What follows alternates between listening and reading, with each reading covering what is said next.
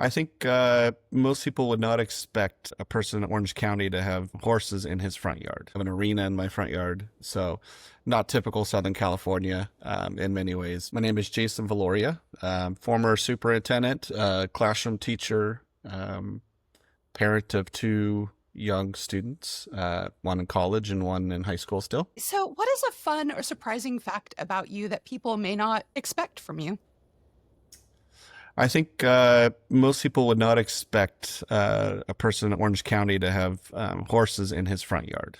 So my horses are, I have two horses that I have stalls and a barn in my front yard. I have an arena in my front yard. So not typical Southern California in many ways, just because of land and that sort of thing. But my wife and I bought about an acre and a half of property a couple years ago when we built a house right during COVID, actually, which was a challenging time. Well, then that leads me to a question about if you were not in education or hadn't been in education, would you be a horse trainer or would there be a different career in your future?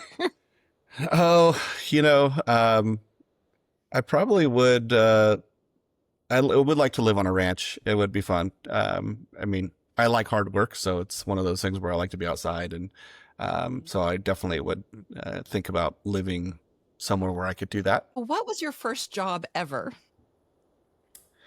First job ever, I worked at a tack and feed store. I loaded hay in the back of trucks and feed, horse feed, chicken feed, and that sort of stuff. Okay. And I did that my senior year in high school, junior and senior year actually in high school.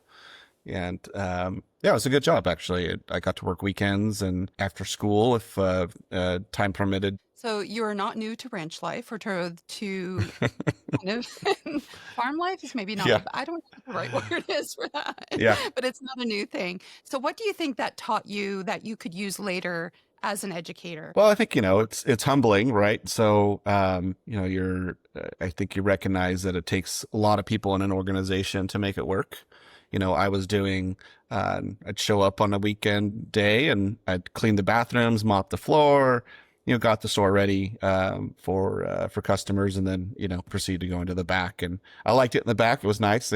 Swept up and loaded stuff and drove forklift and all stuff that, a young teenage boy would enjoy.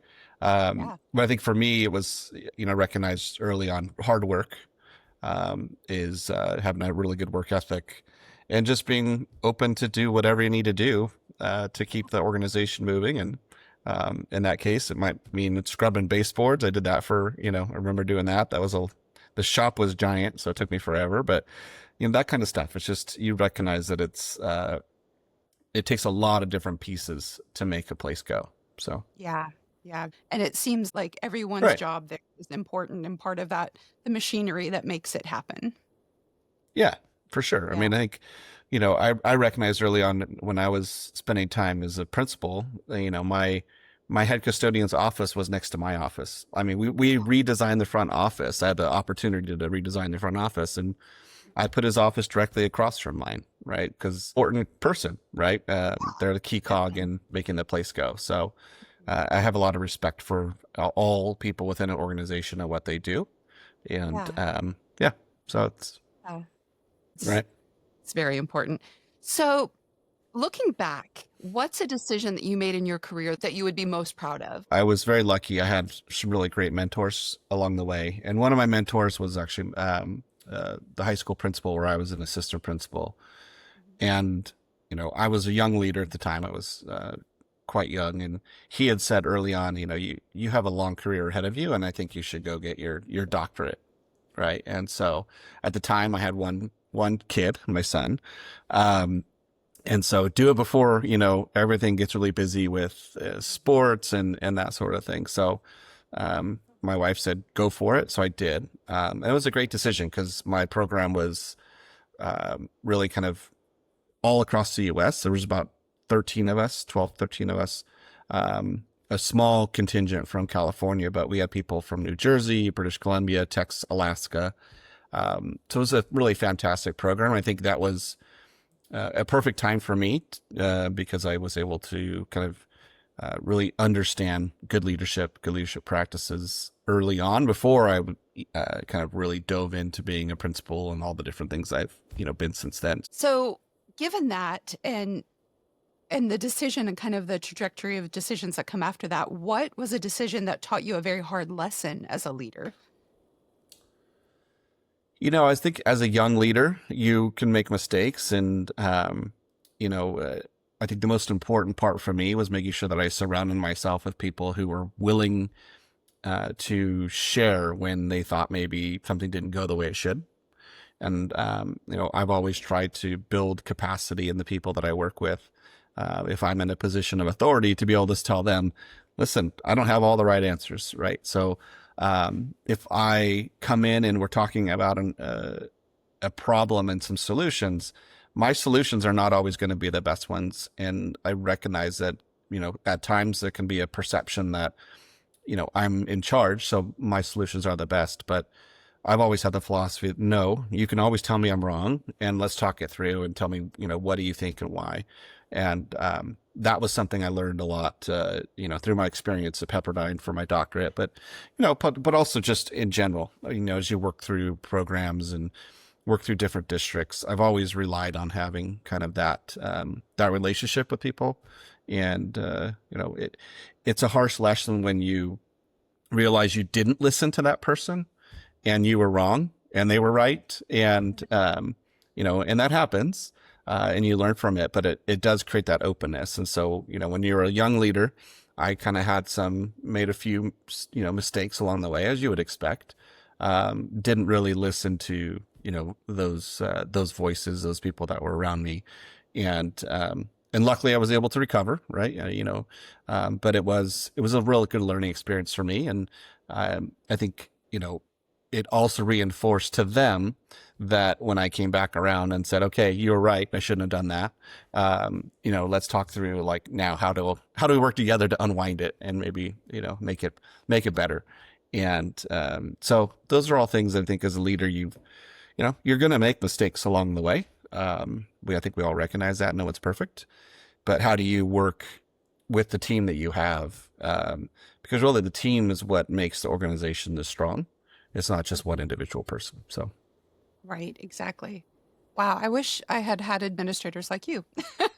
I did in the lab. The lab had that mentality, but there's a lot of places that I've worked that didn't. You really could see how much farther the organizations that did have that mentality in their leadership went, because you do go farther when you can rely on the depth and the breadth of knowledge and experiences that the people on your team have. And you're also mentoring that down the road. So the people that are coming behind you that will become leaders also are seeing that and having that mentored to them. Yeah, I think that one of the challenges we have is that some people don't like working in organizations like that, right? They like a top-down approach. They want to be told. And so, when people that I work with, my goal is to surround myself with people that are not that way, who are going to say, regardless of my position, I might have solutions to problems that, I don't know. And, we had a challenge with food service a couple years ago. And, I didn't have the solution. I asked the person who was working on the front lines, like, what's your solution? Because you have it, more than I would, and try to come up with ways to implement what she thought was the best way. She had, other people were saying, no, you should do it this way. And I just kept coming back to, she's the one that's most impacted. Why don't we try her solution before we try one of your solutions to those people? And so I think it's important. So now I have to know, did she have the right solution? She did. It took a while for us to implement it, but it was, but yeah, she did. Yeah. She has that experience, that frontline experience. So you have actually led districts that are top-ranking academic districts. What pressures come with leading those high expectation communities? I think good to great is always a challenge, and some people have the belief that we're good enough, and we'll kind of sit back, and in most cases, the results are going to continue to be probably what they were, and just kind of manage and bump along. But I've always felt like an organization that is as high performing as the ones I've been a part of have always been innovative and always pushed, but done it in a thoughtful way, not changing for the sake of change, but really kind of thinking through, what are we trying to accomplish, and trying out solutions, and not being afraid to fail. I think, failing forward's a good thing. So Yeah. if you try something and it didn't work, you didn't get the result you wanted, then you circle back and you try something different. So what I keep hearing from you in every question that you've answered so far is this true mutual respect for other people and other people on your team, all the way back from your first job, that you had a respect for the way that a team works together, and that you really, I mean, people at the end of the day want to be seen and heard, right? That's kind of our Mhm. core. We just want to be seen and heard and appreciated. That actually unintentionally kind of brings me to my next question about how do you foster authentic well-being for students and staff? Sometimes a lot of stakes are being put on students in very high performing districts. So how do you foster that well-being or that sense of safety for them? I think the first thing you have to do is focus on the teachers and those and the other staff that are working and providing direct service to students, to make sure that they're in a good space. It's that old kind of adage, right? When you're on an airplane, you put your oxygen mask on first, and then you help the other persons next to you. And I think that's really important. And so setting aside time for staff to kind of do mental health and focus on mental health and focus on self-care. So, one of the philosophies that I kind of taken, and, I didn't invent this, this was someone I worked with in one of my previous districts who said, hey, I think we should take a whole day of professional development and just focus on self-care. And so out of that, it's been something I've continued to do when I've had the opportunity to be in charge, and say, every professional development day, I want to have an opportunity, if we have a full day, that there's a mental health side of things, whether it's, people can choose a lot of choice. We did yoga and walk to the beach and, a meditation, and, you could go to a lecture and hear about things and nutrition. And so building that time in, and then saying, now what are we doing to support our kids around these same topics, right? Ultimately. So how are you, as the, front facing classroom teacher or the custodian, how are you supporting the mental health needs of our students? And sometimes it's being just aware and noticing that there's a, change in a student, and making sure you refer the student to the right person. And other times it's simply just asking a student, how are you doing today? And so again, the relationships that I talked about earlier is not about just my relationship with staff, and it's about the whole organization's relationship with one another, including the students. And so I think, for a high performing district to continue to do really, really well, you have to have that. You have to have the sense that the students feel like they're the people that are in the classrooms and on the campuses really truly care about them. And that leads to higher academic motivation, and it leads to a sense of care in the whole organization. So, and it's little things. They're not massive things that you have to do. Simply, checking in with your students as they walk, into the classroom. If you're a custodian and you're standing out front side, talking to students as they walk in and out. I mean, I've seen organization schools where the most popular person is the head custodian, right? Yeah, And they absolutely. have so Yeah. much authority, right? That they don't even know how much authority they have. But kids kind of touch and recognize that person's a kind of rock for that school, and they will kind of gravitate towards them. I'm seeing a theme go all the way through the Yeah, questions that we've discussed in the work life that you've had since a I try to teenager. keep it simple, right? I think, Yeah. the three things I focus on as a leader: relationships, right?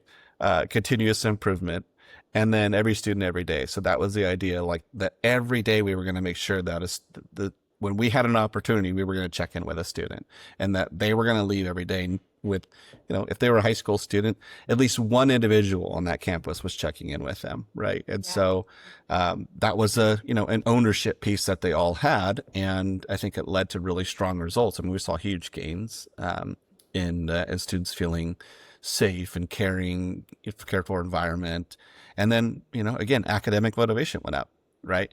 And because they wanted to do well, ultimately. Those are the three things that are kind of foundational to my leadership. And if you were to, walk across, my last district and ask people about that, they'd be able to tell you those three things. I guarantee it.